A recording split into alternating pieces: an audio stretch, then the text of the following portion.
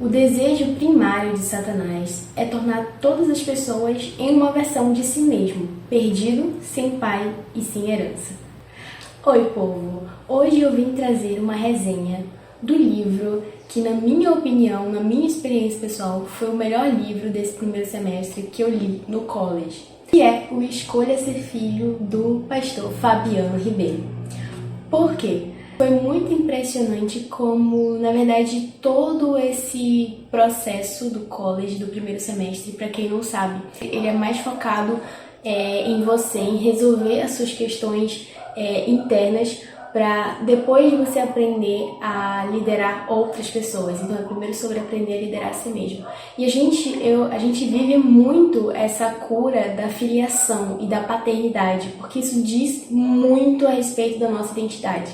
E quando eu comecei a ler esse livro, eu vi que ele praticamente resumia, sistematizava todo o processo que eu estava vivendo no college. Ele já começa com essa frase de grande impacto. E ele vai, no decorrer do livro, descrevendo alguns aspectos de orfandade que, na nossa vida cotidiana, alguns deles podem parecer tão naturais, talvez até corretos, de certa forma, mas que são ali raízes de orfandade disfarçadas ali no nosso coração. Uma das características, uma das heranças que ele fala do primeiro órfão é a raiz da autossuficiência. Então, Lúcifer, ele quis ali ser autossuficiente, ele quis fazer as coisas do próprio jeito, e ele tenta influenciar a humanidade desde lá da queda do Éden a tentar fazer as coisas da própria maneira também. E eu me descobri ali no 30 Semanas vencendo também a autossuficiência, porque às vezes, sem perceber, você age como se precisasse ser autossuficiente. Então, aquele pensamento de eu preciso dar conta de tudo, e se eu não conseguir, o meu mundo vai acabar. Ou aquele perfeccionismo também tem raiz na orfandade. E eu me vi muito sendo curada em várias áreas, e ainda estou vivendo isso, obviamente. E você vai percebendo que esses padrões de pensamento, de comportamento, têm raiz na orfandade.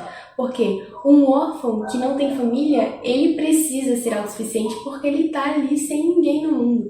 Mas nós não somos órfãos, nós que recebemos o Espírito Santo de Deus através da nossa confissão de fé em Jesus, nós nos tornamos filhos de Deus, e através de Jesus nós podemos acessar uma nova identidade, que é a identidade de filho amado de Deus. E o filho, ele tem uma família, ele não está sozinho no mundo, ele não precisa ser autossuficiente, ele tem um ambiente seguro onde ele pode errar. Uma das outras coisas que eu tenho vencido nesse tempo, que o Senhor tem curado no meu coração, é o medo de errar, o medo de me arriscar e de dar alguma coisa errada. E o Senhor começou a tratar: filha, você não está sozinha no mundo para que você não tenha um lugar seguro para errar. Você tem a mim, você tem pessoas que colocam na sua vida para te ajudar nessa caminhada, para te dar uma mentoria, para te ajudar a se levantar se você cair. Então, você vai percebendo, quando você vai lendo esse livro, realmente com a ajuda do Espírito Santo, no seu dia a dia, pequenas coisinhas, pequenos pensamentos e padrões de comportamento que o Senhor quer curar na nossa vida, que não são da vontade de Deus para nós, que não fazem parte da nossa verdadeira identidade, que é de filho amado de Deus. Outra característica da orfandade é a autoexaltação. Aqui a gente pode ir para dois extremos, Tanto a autoexaltação, de você se achar superior aos outros, ou de você querer se validar sempre, você querer se afirmar sempre. Lembrando que o filho, ele não precisa se afirmar, ele já é afirmado pelo pai, Então ele não precisa ficar se validando o tempo todo, porque é o pai que o valida. Ele pode, inclusive, passar por ofensas, passar por injúrias e ter o seu coração ali intacto, porque ele sabe que ele não é definido por essas coisas. Ele não é definido pelo que ele faz, pelo que ele tem, pelo que as pessoas dizem, mas ele é definido pelo Pai. E por que eu falei que a gente pode ir para dois extremos? Porque quando a gente está... isso é outra característica da orfandade, o egocentrismo. Quando a gente está centrado em si mesmo, geralmente a gente também vai se comparar muito. E a gente vai se comparar tem os dois extremos, tanto você se achar superior como você se achar inferior. Ou se orgulhar, né, se autoexaltar, ou se autocomiserar. E isso também é uma das coisas que às vezes a gente disfarça de humildade, né? A gente fala, não, eu não sou tão bom assim, na verdade eu sou o pior de todos nisso, e a gente acaba menosprezando ou desprezando aquilo que Deus nos deu, as características que a gente herdou do Senhor, que é o nosso Pai. A gente acaba jogando no lixo ali por se autocomiserar, ficar focado tanto em si mesmo que você quer se rebaixar na frente dos outros de uma maneira que não é realmente a humildade, né? Existe uma frase que fala que a humildade não é pensar menos de si mesmo, mas é pensar menos em si mesmo. E outra coisa que pega muito é a comparação pelo fazer. Porque se você está se comparando pelo que você faz, você está usando a régua de um escravo. Porque um escravo, ele vale apenas pelo que ele faz. Mas um filho, ele é filho independentemente do que aconteça, porque ele recebeu aquilo por DNA. Nada vai fazer o filho deixar de ser filho. Eu vou usar aqui uma máxima do pastor Carlito, né? Toda vez que você se compara, você perde. Porque não tem como comparar filhos. Se você é filho, você carrega uma identidade única, uma combinação de elementos no seu DNA que refletem de maneira única o caráter do pai. E isso não tem como se comparar. Então, por isso que cada vez que a gente se compara, a gente perde. E sempre que a gente está se comparando pelo nosso fazer, a gente vai perder ou a gente vai viver uma vida de ansiedade, de ou autoexaltação ou autocomiseração, que não é aquilo que Deus tem para nós. Isso, como a gente já pode perceber, vai afetar os nossos relacionamentos, a forma como a gente vê as pessoas, ou de uma maneira que você não realmente honra quem aquela pessoa é, ou você está se achando superior a ela, ou você está idolatrando aquela pessoa por ela ser melhor em alguma coisa, sabe? E não é isso que Deus quer. E a passagem que ele usa, né, que é uma das principais passagens do livro, é a passagem de Lucas 15, que é do filho pródigo. E ele vai retratar ali 3 filhos, né? O rebelde, que é aquele que saiu de casa, o religioso, que é aquele que fica em casa, e o terceiro, que é o filho do relacionamento, que é o filho perfeito, que é Jesus, o nosso exemplo de filho, né? É por ele, através dele que a gente tem essa identidade. Então ele vai falar ali sobre o filho que sai, mas ele também fala do filho que fica, que muitas das vezes é ainda mais sutil os traços de orfandade, porque ele está ali na casa do pai, mas ele não vive uma vida de filho, ele vive como se ele fosse escravo, né? E ele não desfruta da paternidade do pai e tampouco da sua herança, tanto que ele vai dizer, você nunca me deu um cabrito, mas o pai vai dizer, ué, mas isso aqui também é seu, você poderia pedir a hora que você quisesse.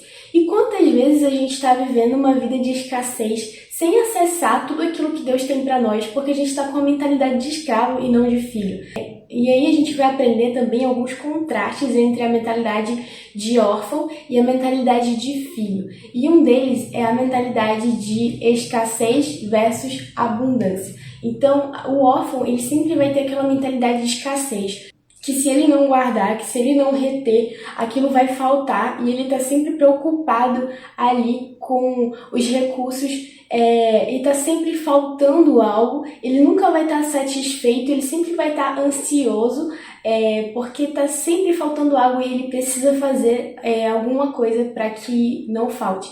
Já o filho, ele sabe que tudo que ele tem é o pai que dá, e o pai, ele é dono de recursos ilimitados, né? O nosso pai é o Deus do ouro e da prata. Então, ele não tem medo em ousar pedir a Deus recursos, porque ele sabe que o seu pai não vai faltar para ele. Quantas vezes a gente, por exemplo, talvez por crescer em uma realidade ali humilde, né, que os seus pais têm recursos limitados, você acaba transferindo isso para Deus e você acaba limitando as coisas que você pede para Ele, ou economizando os seus pedidos para Deus, porque você pensa que aquilo vai faltar, né? Então, se eu pedir alguma coisa muito grande agora, talvez mais tarde eu precise pedir de novo algo e não vai ter, porque Ele já me deu uma vez.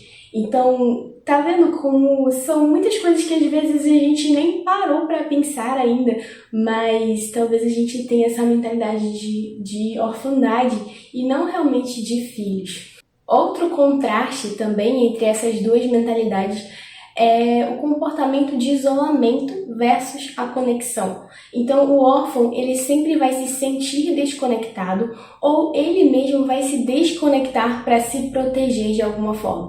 Então, ele tenta ali dar conta da sua caminhada sozinho, né? Porque ele pensa que ele não pode confiar, então ele não se sente seguro para criar relacionamentos, talvez porque ele não saiba como criar relacionamentos. Mas o filho, a partir do seu relacionamento com o pai, ele sabe que ele pode confiar nas pessoas, mesmo que elas sejam falhas, mesmo que elas possam traí-lo, mesmo que elas possam feri-lo, ele tem essa segurança de poder confiar em alguém. Jesus, ele é o exemplo perfeito de filho, e ele confiou em Judas a missão de cuidar do dinheiro, mesmo sabendo que no futuro ele iria traí-lo justamente pelo dinheiro. Então, Jesus, ele não deixou de confiar em Judas por causa da sua futura traição, né? Então, um filho, ele também é inofensável. E agora eu vou usar uma das palavras criadas ali nas nossas aulas de paternidade pelo Wesley, né? Que o filho, ele é inofensável. E essa é uma habilidade, né? Essa é uma característica, uma natureza que nós precisamos aprender, que é sermos inofensáveis. Porque o filho, ele sabe quem ele é e ele sabe que o seu coração está seguro no pai, independentemente do que possa acontecer, de como as pessoas possam lidar com ele, se as pessoas vão gostar ou não, se as pessoas vão traí-lo ou não, se as pessoas vão validá-lo ou não, ele sabe quem ele é porque ele é afirmado pelo pai. Lembra lá do batismo de Jesus? Esse é meu filho amado, em quem tenho prazer. Então, nada mais importa se Deus já falou e está falado e não tem nada que possa mudar isso. Nós somos filhos amados em quem Deus tem prazer. Gente, essa era uma afirmação que eu tinha dificuldade de aceitar sobre mim. A afirmação de que Deus tem prazer em mim. Eu pensava que eu tinha que fazer coisas e quanto mais eu fizesse coisas para Jesus, eu seria mais amada por Ele ou mais validada ou algo assim. E quantas vezes a gente age dessa forma, né? Então, o órfão, ele também se ofende muito fácil, mas o filho sabe quem ele é. Então, o filho, ele é inofensável, né? Para finalizar essa resenha, eu vou dar uma dica que antes mesmo de ler o livro a gente já tinha feito, mas o livro também fala sobre isso, que você escrever todos os pensamentos ruins. Pede ajuda do Espírito Santo, ele sabe melhor do que ninguém, é ele que nos ensina a ser filhos, né? É por meio dele que nós clamamos Abba, Pai. Então, pede ajuda do Espírito Santo, escreve numa folha todos os pensamentos de orfandade que vem na sua cabeça, todos os aspectos de orfandade, padrões de pensamento, de comportamento que talvez você tem na sua vida, e depois você rasga esse papel e declara em voz alta que você joga fora isso, que você rejeita, que você renuncia isso no nome de Jesus. Então você vai pegar outra folha e você vai escrever as verdades de Deus sobre a sua vida. Você vai pedir a ajuda do Espírito Santo para fazer isso. E você vai começar a escrever as verdades que Deus diz sobre você. E aí, claro que essa folha você guarda e lê sempre que for necessário. E pode fazer isso quantas vezes forem necessárias, né? Conforme você for descobrindo ali novas coisas. Porque o Senhor, ele sempre vai mais profundo no nosso coração para invadir cada rua do nosso coração com a sua luz curadora. Gente, é isso. Eu espero que vocês tenham gostado desse vídeo. Se você gostou, não deixe de deixar o seu like, deixe um comentário que isso ajuda demais. Se você é novo aqui no canal, se inscreve, dá uma olhada no canal, a gente tem vídeos de muitos tipos aqui, tem música autoral, tem desenho, tem um monte de coisa, tem vlog e me segue nas minhas redes sociais que vão estar na descrição do vídeo. E é isso, pessoal, fiquem com Deus e até o próximo vídeo, tchau!